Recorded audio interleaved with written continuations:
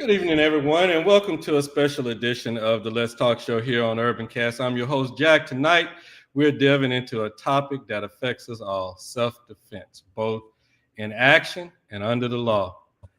Joining me tonight are two highly respected guests, attorney and professor of law at Southern University, Thomas Davenport Jr., here to break down the legal issues surrounding self-defense. And also we have Sifu James, of the legendary Kung Fu and Tai Chi, who will share the real world techniques for protecting yourself effectively. They got a nice workshop coming up on Saturday.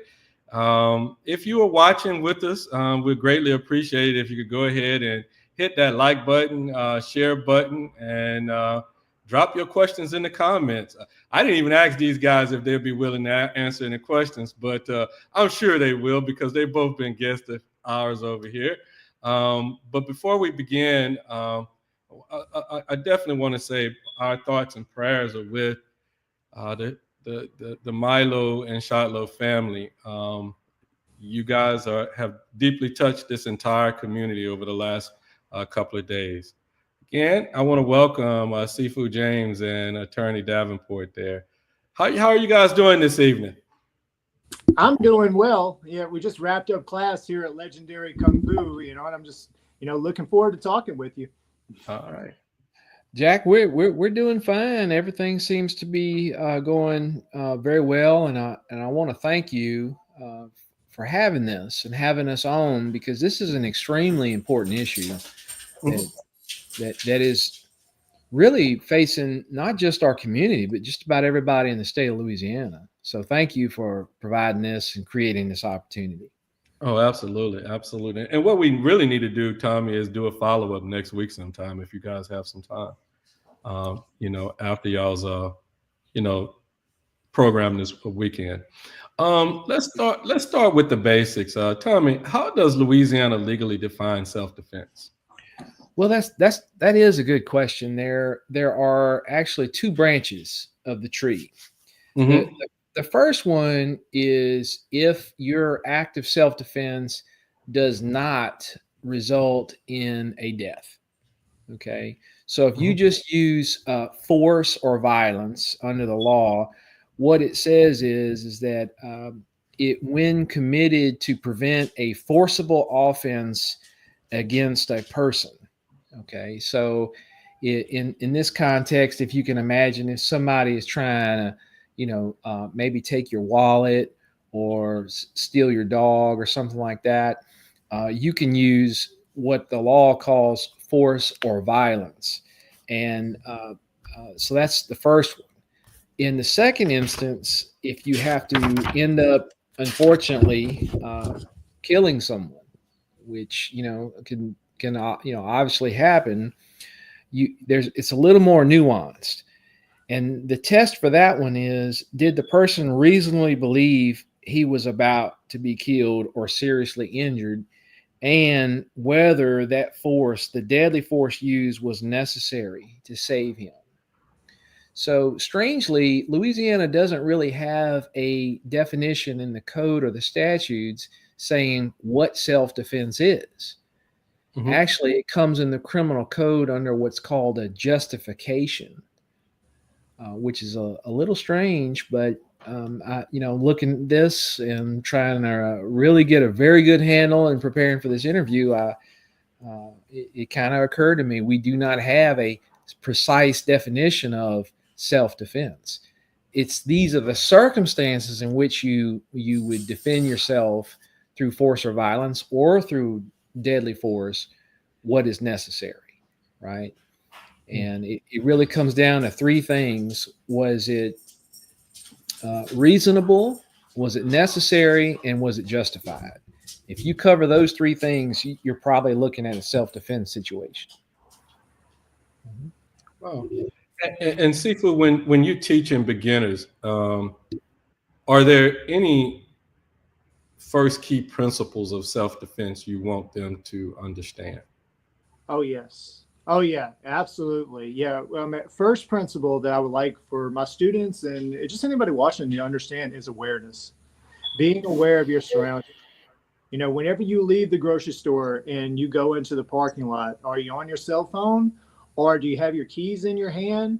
You're looking around, you're checking your surroundings, your surroundings. That way you're prepared if you have to defend yourself. So that's the first thing, is awareness. We want to be aware of our surroundings. Okay, so that's the main thing that an attacker, an assailant will be looking for. He's looking for an easy target. He doesn't want somebody who's going to fight back. He doesn't want somebody that's looking at him in his eye, in his face. He's going to pick the person that's not paying attention. So that's the first thing, is awareness. The second thing is de-escalation. Being able to de-escalate an attack. For example, if a guy was in front of me looking to start a fight with me, and I am thinking that he's going to fight me, that he's going to hit me, if I go from a regular posture to this, I have just escalated the fight. Even if I don't do something so brash, even if I just put my hands up like this, now I'm showing weakness, and now I'm escalating things even further. So I want students to be able to understand, de-escalation and what is a threat and what isn't. And some of that is what Tommy and I, Jiao Gao means black sash. Mm-hmm. Tommy and I will be covering in this seminar, because this seminar is actually unique. It's very unique because I've been doing martial arts for 30 years.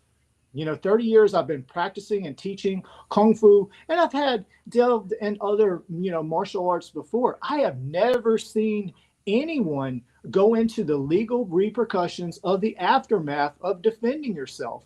And it will happen. It will happen even if you get away from the scene without being stopped by the cops. And I don't want to go into that too much right now. But even if you get away from the scene, you'll still have repercussions. You'll still have worries. You'll still have thoughts. That's what we're going to cover during this seminar. So I really think it's unique, and I really think it's worthwhile. Well, go ahead and tell us about the seminar, Sifu, and tell us a little bit about, when it is, what it costs, and now all that kind of good stuff. Well, it doesn't cost anything. It's free. It's free to the public. It's free to all of our legendary Kung Fu students. It's free to past, present students, future students. It's free to people who never want to do Kung Fu or martial arts. They just want to learn how to defend themselves. So it's free to everybody to come in and not only learn how to defend themselves, but learn how to defend themselves in the aftermath. Because there's a lot of capable martial artists out there that don't know this information that we're going to present, because they spent so much of their time on what happens before, what happens when you're attacked. And yeah, that's super important. You got to know that part, because if you don't know that part, you won't get to the legal part, the legal self-defense that we teach. You have to survive to get to that part. But once again, they don't emphasize that. No one ever does. We're going to do that on Saturday at 10:30. It'll last till 12. Okay. All right. And I would add, Jack, that also it's not just for martial artists, right? Right. Just your average person, your police officers, security guards. Yes. Unfortunately, pastors, priests, preachers, sometimes they get put in a situation. If you have a sense that you may be in a situation where you have to defend yourself, be it with your hands, with a weapon, with a firearm, please come to this course. We welcome and invite all of you. Tommy, it before going into the next question, I know it seems a whole lot like when you go into for your concealed weapons training, and you have to learn some of the things that you can and you cannot do. It's always good to be educated on, because when you walk into your office after the fact and you want to make sure that you had that checklist, and I can define those things that you said initially. So it seems like it's going to be one of those kind of classes where it's just some basic information that I need to know just in case I need to defend myself, whether I'm defending myself with or without martial arts. Absolutely, and it's going to be interactive. Oh, okay. So it's not going to be lecture based. Sifu and I have worked pretty hard on this to put people in various situations so that we can, help the attendees see how to assess a threat, and make some important decisions, because here's how it could happen very easily. If you're in a situation and you misread it, a person misreads the situation and reacts with a firearm or a weapon, that's the difference between going home and going to prison. That's right. And we want to help with that. Right. Many people think defending themselves mean they're automatically protected from legal consequences. Why isn't that always the case, Tommy? Well, there are two types of legal consequences. First is the criminal justice side. Okay. Now, strangely, if you are acting in self-defense, there's no pass. There's no get out of jail free card on that. Police officers, depending on the police officer and the police officer's agenda, it may be plain and apparent this is a self-defense situation, and the police officer has a discretion to arrest you or not. However, usually, and a lot of police officers will say this, there's no court on the street. So a police officer may very well have to arrest you. And then when you get arrested, you and your family, your friends are going to scrounge up money for bond, okay? Because you're probably either looking at someone being really hurt or maybe killed, and then starts the legal process. Now, the reason you don't, there's no automatic it was self-defense is this is an issue for a judge or a jury to decide, because self-defense really is contingent on, well, was it reasonable? Was it necessary? Was it justified? Anytime you have those three factors, anytime you hear the word reasonable, that varies from person to person. Jack, you may say a certain thing was unreasonable, and Sifu may say, oh, well, I think it is reasonable. When you put in that situation, then a judge or a jury is going to decide your fate. Now, the other side of that is the civil liability. And this, I have watched this probably more in the civil arena than I have in the criminal arena. When someone kind of gets licked, right? They start a confrontation and get, they get it handed to them. That's all I'm gonna say. They will often run to court and file a civil claim for damages to get their medical bills, paid. Getting their nose realigned, whatever it is, putting their teeth back in their mouth, etc. They want to try to get compensation for that. We've all heard of instances where, like, a burglar has gotten shot or hurt breaking in someone's house, and in some states they can sue and have a valid claim. It's ridiculous to us down here to hear something like that, but it does happen. And just because it's self-defense, there's nothing automatic about it. Along those lines is if you're in the yard with your son, your grandson, or nephew, something like that, and someone tries to abduct your child, Louisiana does allow you to defend others, right? So that is another benefit that we do have down here. But again, it's going to be a question for a judge or a jury. And that's if the DA decides to push it. And sometimes those decisions are really motivated by political consequences more than legal consequences. Here's a question from the audience. Can my 17-year-old daughter attend this class this weekend? Absolutely. Yes. Yeah, she absolutely can. We're gearing this seminar towards adults, young adults, and I even have some kids that are going, too, because I do believe that it's important for kids to know, like, hey, what is self-defense and what is not, because sometimes it can get a little blurry. It can get a little blurry sometimes. If we have a back and forth, it's not self-defense. And by back and forth, I mean, if somebody insults me and then I insult them, then they insult me and I insult them, and then we fight, that is not self-defense. I don't care what he said to me. It doesn't matter. He can give me the worst insults in the world. It's still not self-defense. It was back and forth like that, So I want my students to know, look, just because somebody says words to you, that doesn't mean that you can hit them. It doesn't mean that you can do anything, to them. Self-defense is whenever you feel threatened.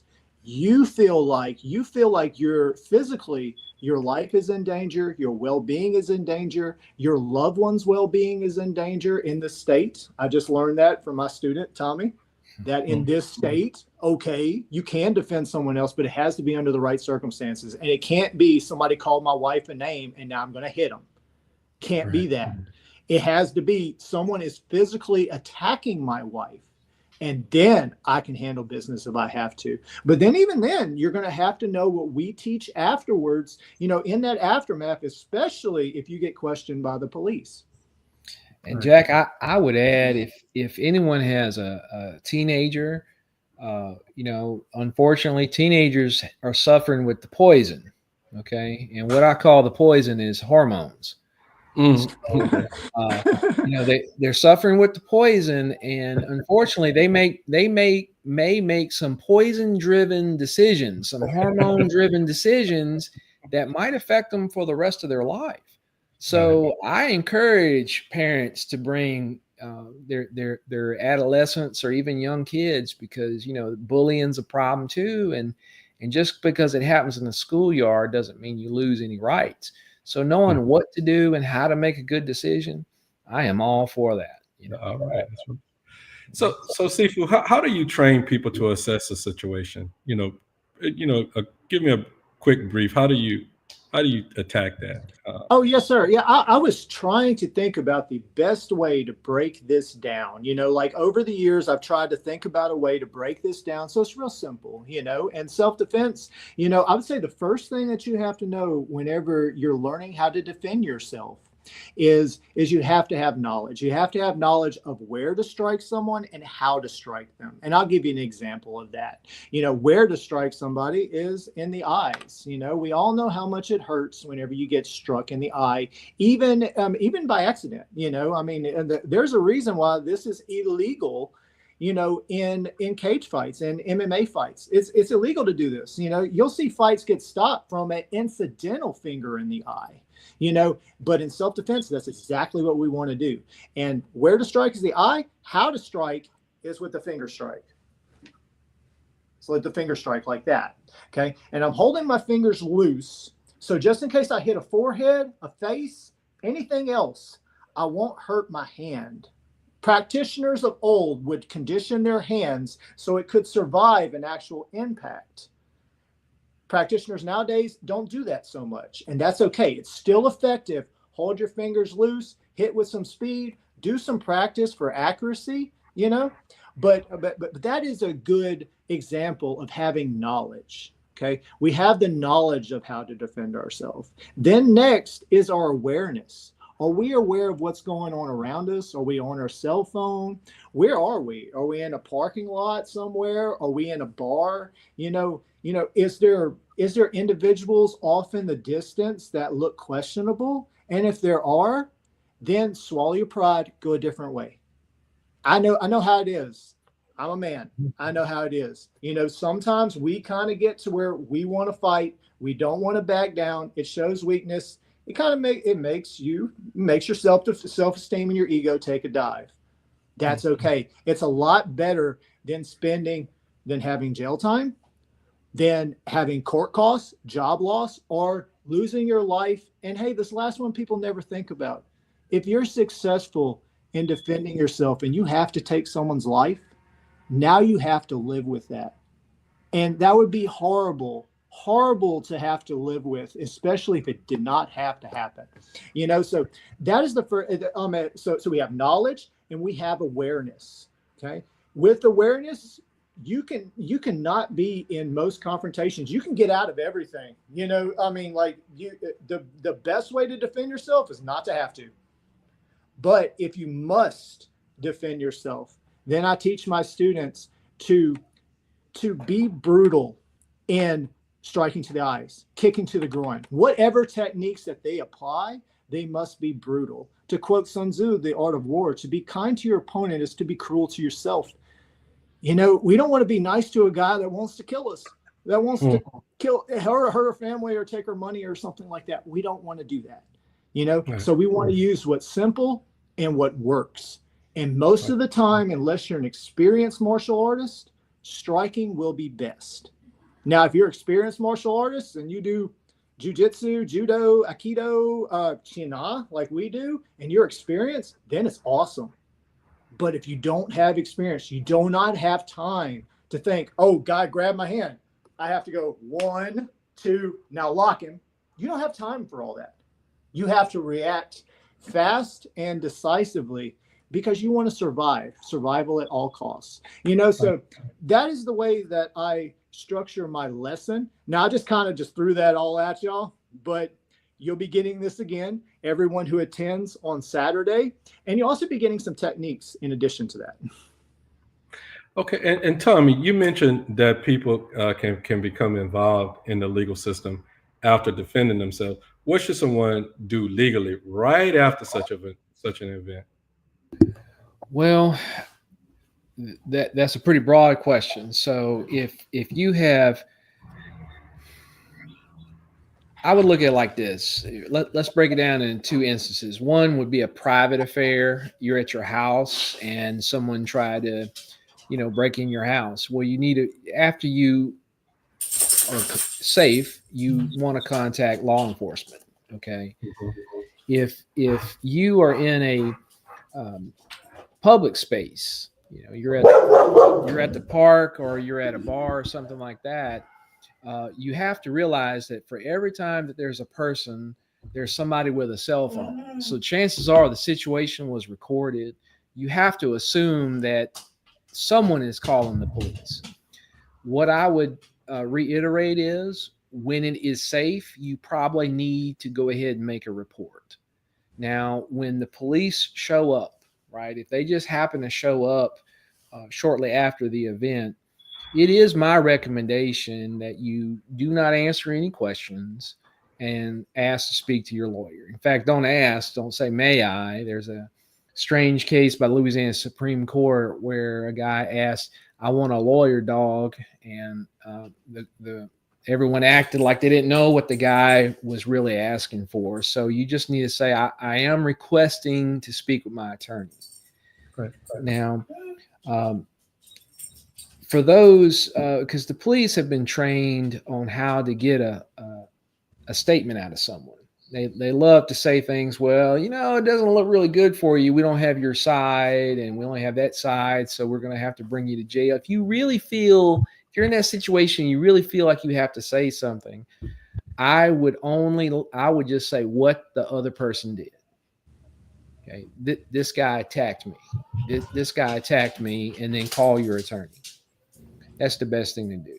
On the civil side, though, you don't necessarily need to make a claim, but you should start gathering evidence, right? Like if you have surveillance footage around your house, or maybe your neighbors do. If you were in a public space, you might want to ask people for witnesses. Who saw this event? Because what happened is with time, memory fades, people move on, and unfortunately there's a sentiment in the world. Well, I don't want to get involved. Okay. Which is a horrible thing to do. When people say, I don't want to get involved. Well, if I could finish that statement, it'd be like, I don't want to get involved, even though you're probably going to lose your future. So I would definitely start trying to look for witnesses, maybe video, things of that nature to substantiate what your claim, what happened to you. And Seafood, how important is confidence and situational awareness in avoiding physical confrontation altogether? Oh yeah. We've already talked about how important awareness is, but right. Yeah, having confidence, it affects everything that you do. If you don't have confidence, it affects everything from your work to how you defend yourself. Yeah, and where we get confidence is through training.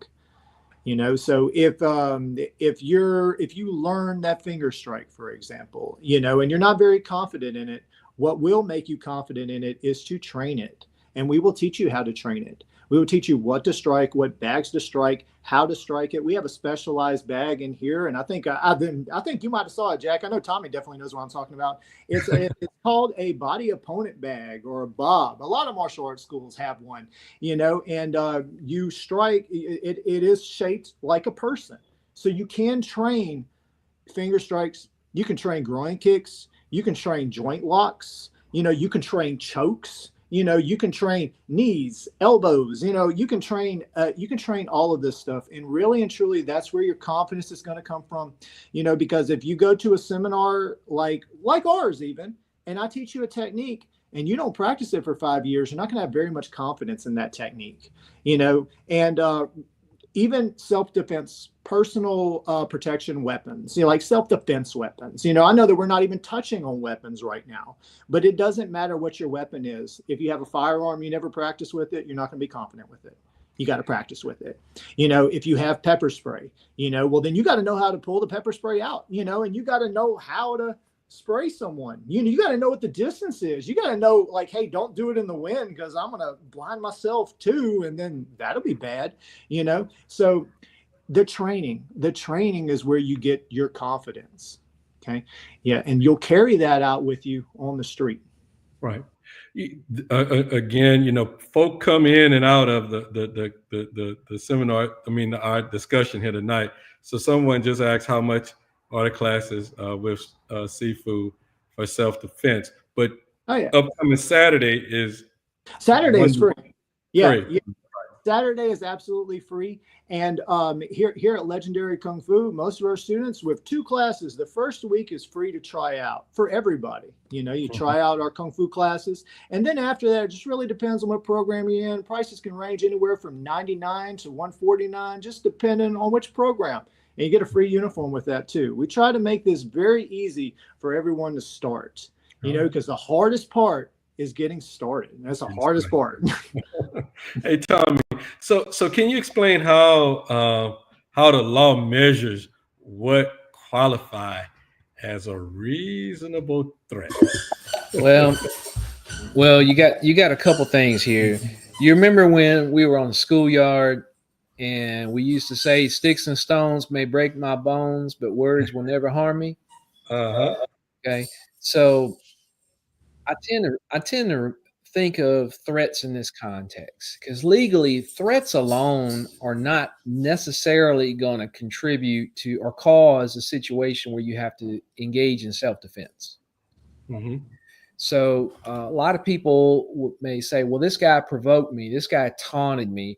A lot of times, that's exactly what they're trying to do. They want you to fight them. But if someone threatens you without action, then the law, unfortunately, is not going to really look at that as an actionable threat, which is strange because under our criminal code, what's called an assault, right? Like an assault is when you threaten to hurt somebody. Okay, Mm-hmm. You can get arrested for it, but that might not be enough to cause. Well, that is not enough to cause a self-defense situation. So if your question is, well, if there's a reasonable threat, I would say that's step one. Plus, is there any kind of action on the part of the person who made the threat? Did someone threaten you and take some action? Now, you don't have to wait for someone to pull out a knife. You don't have to wait for somebody to hit you. You don't have to do that. But there has to be some action in order for you to justify using self-defense. Right. What I would say, if you're in a situation where somebody has merely threatened you, call the police. It's simple assault. It's something that's out there. Let the police deal with it. Right. But in that situation, if there's no action, then that's a police matter. If they stand up, if they say, "Hey, Tommy, I'm going to strangle you," and they stand up and they start coming toward me, well, then that action plus the threat is what creates the environment for me to defend myself. Right. And since you say defending yourself, Tommy, can someone go too far in defending themselves and face charges for going too far? Well, here's what would happen. This is a brilliant question. When this brings a smile to my face because it's two things. Yes, you can go too far. Right. For example, if somebody says, hey, your mama's fat, right, and then they bump you with their shoulder, and somebody like, I'm just gonna pick on somebody. Let's say Seafood decides to dislocate the shoulder, the elbow, cracks a few ribs, and dislocates the jaw and breaks a leg. Yeah, he took it a little too far, right? Just a little. The strange thing from more of an academic side, but it does happen, is the initial aggressor can suddenly become a victim. Okay. Now I'll tell you how that happens. If the initial aggressor says, hey, I was just playing, I'm trying to withdraw from this, I don't want a controversy. But the bull is already enraged, and you're going to get in there, and all of a sudden you're ready and you're warmed up, and you start laying the hands on them. Unfortunately, under the law, you then become the aggressor, even though it started with that guy. As soon as that guy says, "Oh, I was just playing with you" or whatever, I don't want any trouble, you have now become the aggressor. So that could happen. But yes, you could take it too far. And I think all that, unfortunately, is going to depend on the facts of the situation. For example, like, there's nothing that I'm not going to do to protect my children. Right. So if someone tried to abduct my children, or personally, I don't think you can go too far. Unfortunately, the law doesn't agree with me. Like, if you end up hurting someone way too much, yes, you are going to face some consequences. But the good news is that's for a jury to decide. So, depending on the situation, a jury may be certainly sympathetic with you. But yes, you can turn the table, so to speak, and then all of a sudden you become the criminal, the accused criminal. Right. And I can simplify it, because this is very detailed, and you can get into the weeds on this, so to speak, very easily. But Tommy, if you have something else to add to it, just let me know. But I mean, to me, we can simplify this as saying, if you can leave, leave. If you can get out, get out. Because if you skip that opportunity, then you're going to get into what Tommy's talking about here. So somebody attacks you and you defend yourself, and they're down on the ground and they're saying, no, no, no, no more. That's your cue to leave. You can leave. So leave, because if you don't, then it turns around, and then we have a situation like Tommy just described. But I will add, keep your eyes on them. Yes. Okay. No. Never lower your eyes to an enemy. Even though he's putting her hands up, keep your eyes on him, huh? Because the tide might turn just that quick. Right. And don't turn your back. Go on and go, but keep your eyes on them. Yep. All right. But Seafood, what's one technique that anyone, regardless of fitness level, can learn to better protect themselves? And I'm asking that question, Seafood, because someone, other folk might, folk with special needs might decide to attend your class or something like that. Right. And folk really just would like to, what could someone that was in a wheelchair kind of do to help, protect themselves, and that kind of thing. What's your thoughts on that? Oh yeah. There is the good thing about this, and the bad thing about this is there's many different techniques that you can use to defend yourself. So it sounds like a good thing, but it is a double-edged sword, because you get analysis paralysis. You get like, hey, what should I do? What should I do to defend myself? So whenever I teach self-defense, I try to make it very simple. Unless you're a lifelong martial artist that trains with me, I'm not going to teach some complicated joint lock technique that requires several different grab changes and an elbow lock, a shoulder lock, stuff like this. It is really effective. It is really effective. Don't get me wrong. but you need training, you need experience, So I usually teach striking. So, for example, a technique that I teach that's very easy for everybody, and it is widely taught. I'm not the only martial artist that teaches this. I do put a Kung Fu spin on it, though, but I'm not the only martial artist that teaches this. That if somebody tries to come up and grab you, you block them, and then you slap them behind their ears like this. So you slap their ears, and that impact, even if you can only do it with one hand, even if he grabs this hand and I come across, and I slap with my palm on his ear, that'll give me that second that I'm talking about. That'll give you, that is, or the practitioner, that second I'm talking about to get away and get out of there. I'm not going to teach you how to beat somebody. You're not going to be able to beat him and go brag to your buddies like, oh yeah, I beat up this guy. I totally outclassed him. It's not that sort of thing. It's defend yourself, slap them in the ears, poke them in the eyes, kick them in the groin, and then get out of there. Don't hang around. Don't hang around for anybody. Yeah, get yourself out of there. Get yourself to safety. That's what self-defense is about. Everything else is not self-defense. It's a contest. Whenever you start getting to the point to where you just want to beat somebody else, it's a contest, and it becomes like what Tommy and I were just previously talking about. And Sifu, how do you as an instructor instill that value of restraint while still teaching people to be ready for real danger? Yes. It's very indicative of martial arts that we have peace within violence. You have the eye of the storm within the storm. That you have to be brutal yet not take it overboard. So really and truly, the guiding factor in all that is am I safe? Can I get out of here? If he's on the ground and he's reveling in pain because you just slapped his ears and you burst his eardrums, then you get out of there. You don't kick his face in. You don't think about how angry you are.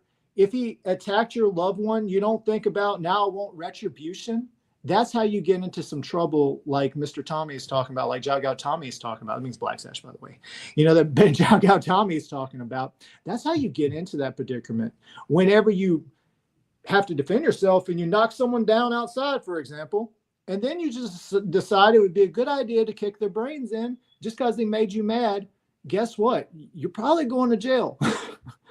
So yes, you must be brutal in self-defense, but you also must know when enough is enough. And I do teach that in class. Sometimes it can be very subjective, but we do try to give people a good guide in class. And the way that I sum it up is, can you leave? Can you get out? Did you have to fight? And Jack, I would like to add too, you had asked, if somebody with maybe a disability, could learn any techniques. And I'll tell you, I've been doing Kung Fu a good while now. Kung Fu is, it's to me adaptability, right? Yeah, Kung Fu to me means if you can adapt to the situation as quick as possible. And I am convinced if someone has a limitation of sort, be it a wheelchair or walking with assistance of some sort, I am convinced that Sifu can develop effective means to defend yourself. In fact, I hate to say this, but the most vulnerable of us are often the best target for people with bad intentions. So someone with a walker or crutches or maybe a broke arm or whatever would kind of be, I hate to say, ripe for the pickings for criminals. But yes, so that person should definitely have at least 1, 2, 3 very good techniques to handle himself or herself. So yes, we would welcome that, right, Sifu? I mean, oh yes, that would be great. Yeah. I definitely encourage that, and I agree with you. Especially if you have a disability, you're in a wheelchair. That yes, definitely, you need to know how to defend yourself. And the wonderful thing is, awareness is still at the top. It's still, we have to be aware of what's going on. but yeah, people can learn how to defend themselves regardless of the physical state that that they're in. If they can, if they're physically fit or not, or a handicap. Everybody can do this. Everybody can do this. Tell me, when law enforcement arrives at the scene of a self defense type of situation, what should someone say? Well, and I think we kind of talked about that. But I want you to reiterate that again, Tommy, because I think that's where, an observation that I have made is that a lot of times people talk just too much, and I want you to reiterate that if you don't mind.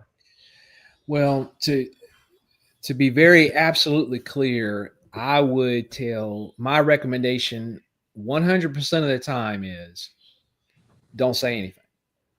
Okay. Don't say anything. You can identify yourself to the police officer. You can cooperate with the police officer. You can tell them who you are, that kind of information. But when the police officer starts asking questions about what happened, the suspect should say, I am requesting my attorney and I don't want to answer any questions.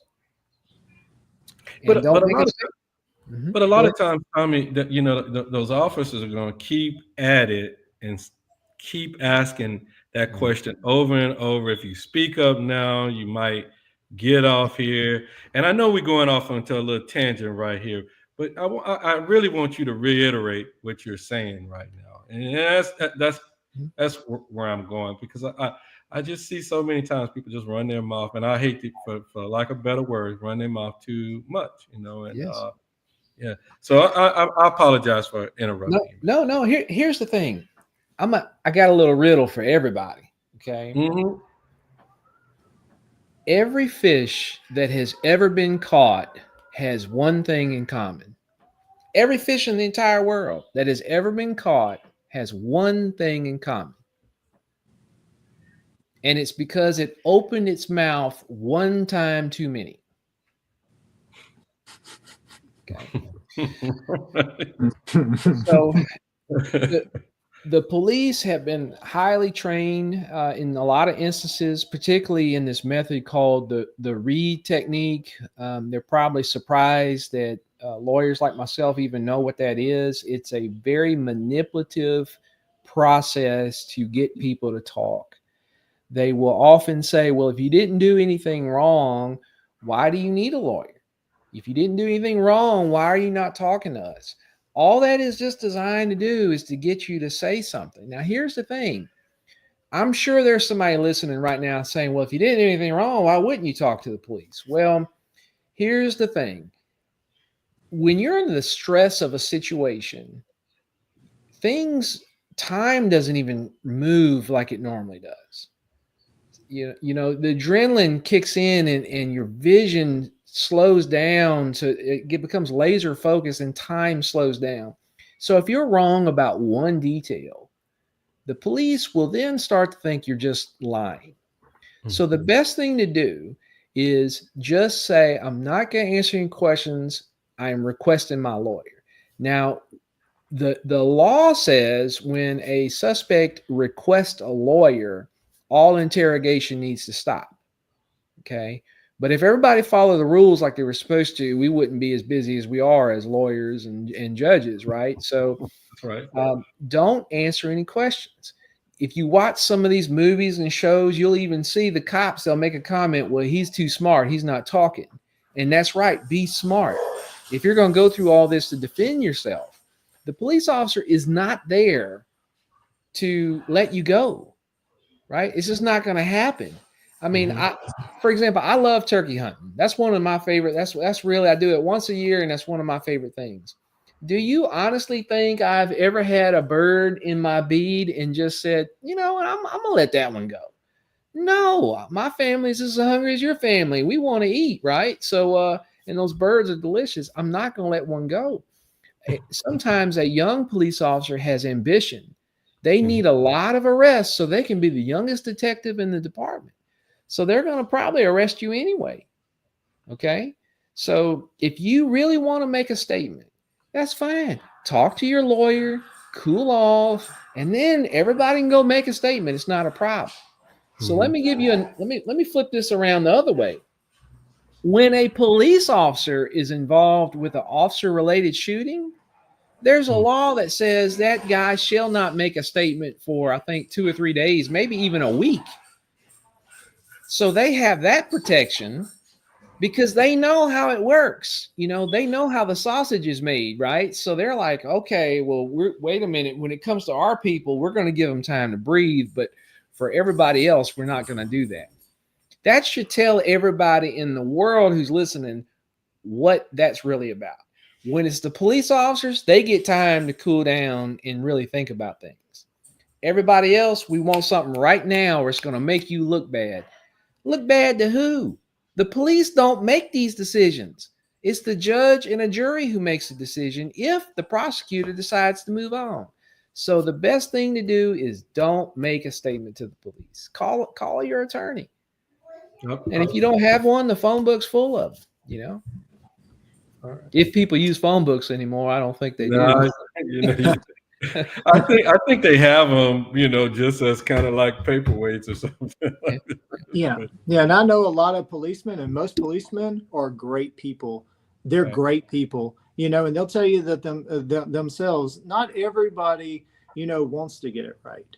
You know, and by doing what Tommy says, you're not leaving that up to chance. You're going to go talk to your lawyer. You're going to get everything straight, and you're not going to leave it up to chance that, you know, because if you did right, sure, most of the time, the police officer is going to be on your side if you did right most of the time. But we don't want to take that chance. You know, you want to get your stuff together, get your facts together, talk to your lawyer, then talk to the police. Of course, we're telling everybody to be polite, you know, don't be arrogant. Don't watch your words, watch how you put it, but tell them that you would like to speak, you know, to your lawyer, you know, right, Tommy? Look, that's right. And I would add, you know, Sifu said, and he's correct, they usually want to get it right.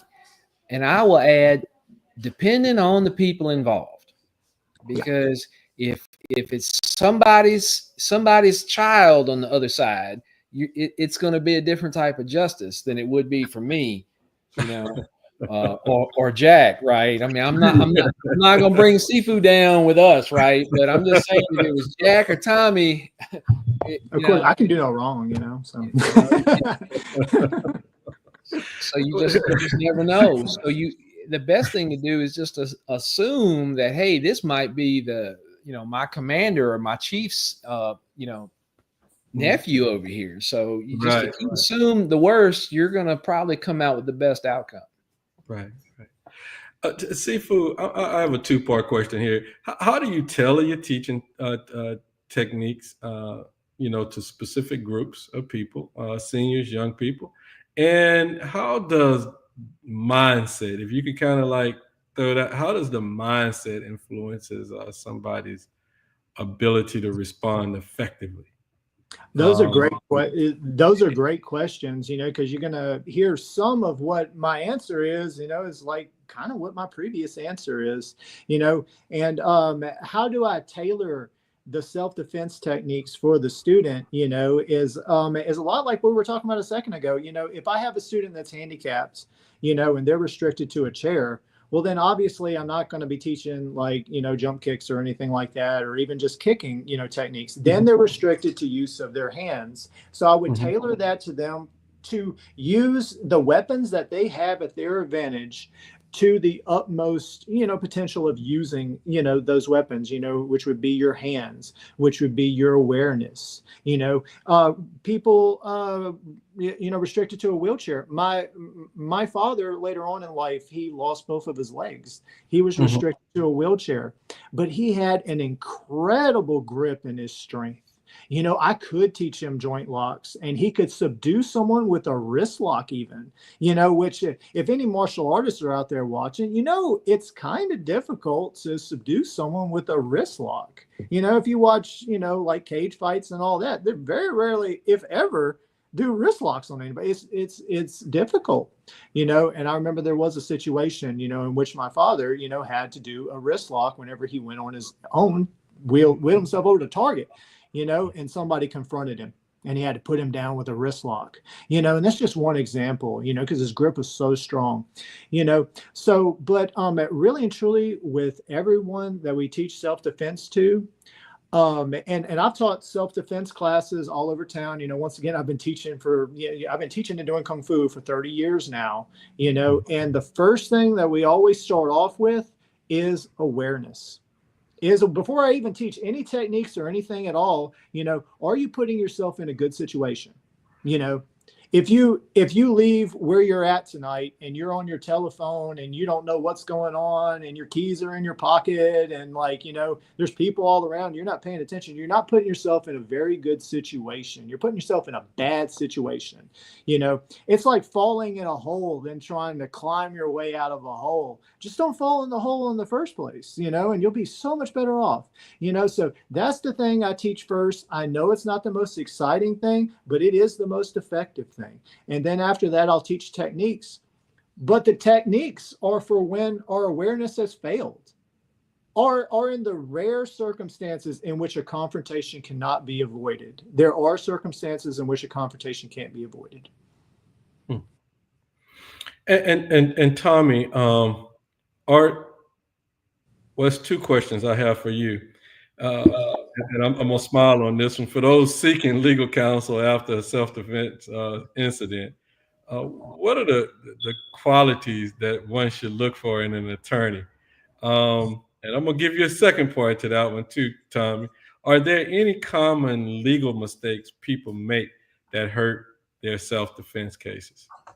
Okay, I'm going to start with your second one first. Okay.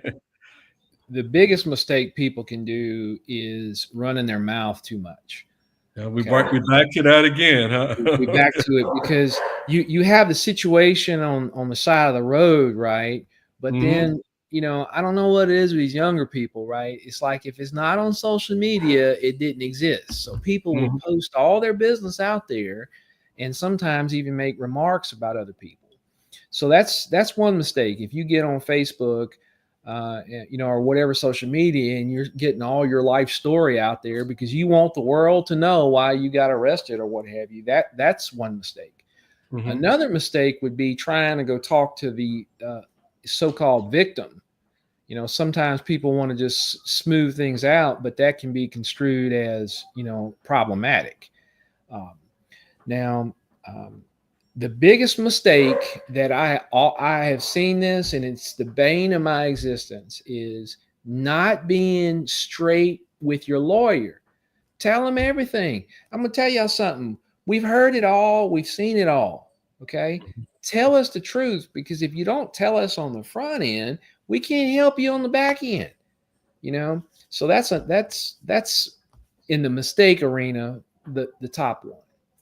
Now, the qualities to look for, in a lawyer is, number one, always, does that lawyer listen? Right? Because a lot of times people will come in and they'll say, well, it was self-defense. Well, that's a conclusion, right? I want to know the events, right? I want to see what happened. And a lot of times that means going through reenactments, which I'm very big on. Most lawyers will do that. Go to the scene, talk to witnesses, but it begins with the lawyer's ability to listen. And unfortunately, in my profession, they want to do more talking than listening. So that's number one. The lawyer has to listen. Number two is, especially if you have some knowledge of martial combat, doesn't mean Kung Fu, doesn't mean karate. It can mean boxing. It could be what you learn in the military. Anytime you've learned to defend yourself, that falls under martial combat. So it would be beneficial, although maybe not required, for a lawyer to have those kind of qualities of knowing what you're talking about. Now, if the lawyer does not really know, then you got to ask yourself, would the lawyer be willing to learn? So Jack, if it turned out that you really, understood Jeet Kune Do or some other martial art and you used it, and I don't know anything about it, am I willing to go talk to your instructor or maybe read about it or understand what happened? I want to go back to the mistakes too. I'm gonna tell you something. Just because someone's calling you names is not enough to react. Defending someone's honor, right? That used to be a thing. Well, I'm defending somebody such as honor. That's not enough to get into a physical confrontation. You know, hearing something you don't like is not enough to start a confrontation.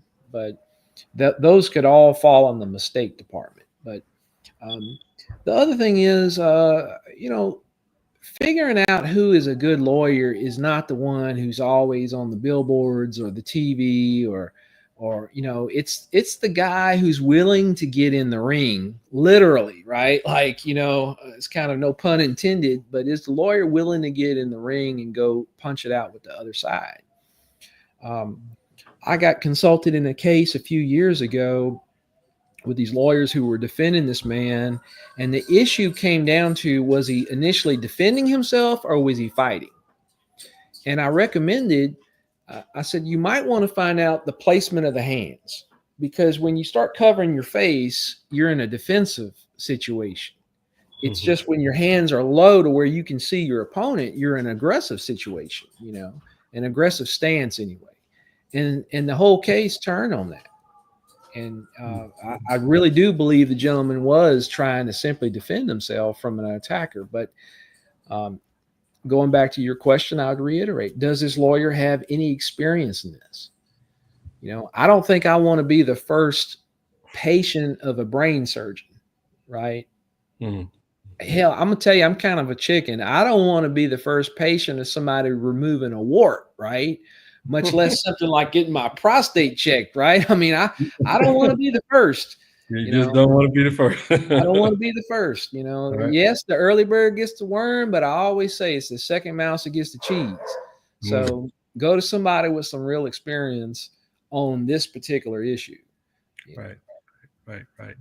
Well,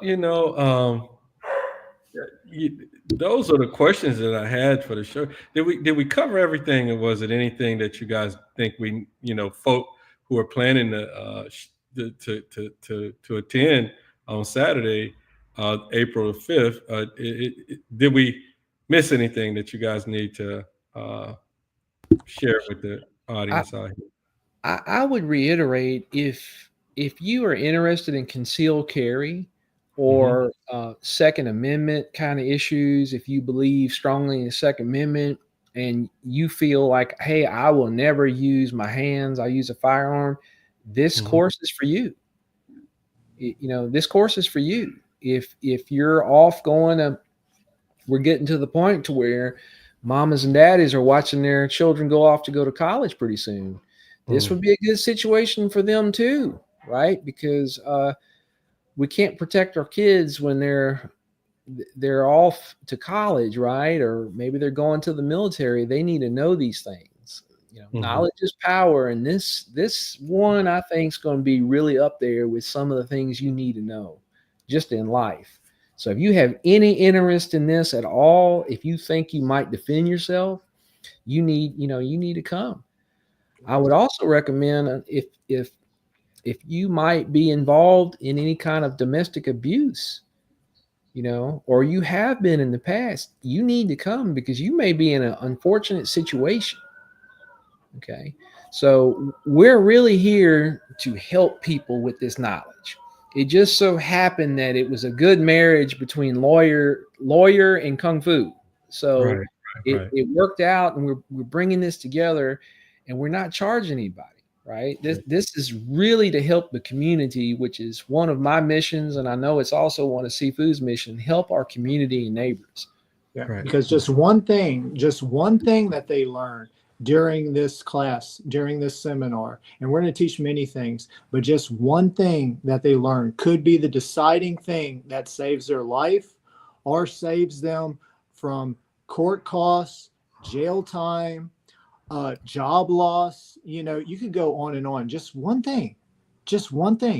Even awareness is worthwhile. If you could tell your daughter that's going off to college, like, hey, be aware when you're going into a dark spot, into a parking lot, into an alley, into anything. That one thing could save her life and she never even have to defend herself because of it. She just aware. She just knows to be aware. You attend that self-defense seminar, and she knows how much we have exaggerated and reiterated, like, be aware. And that's just an example.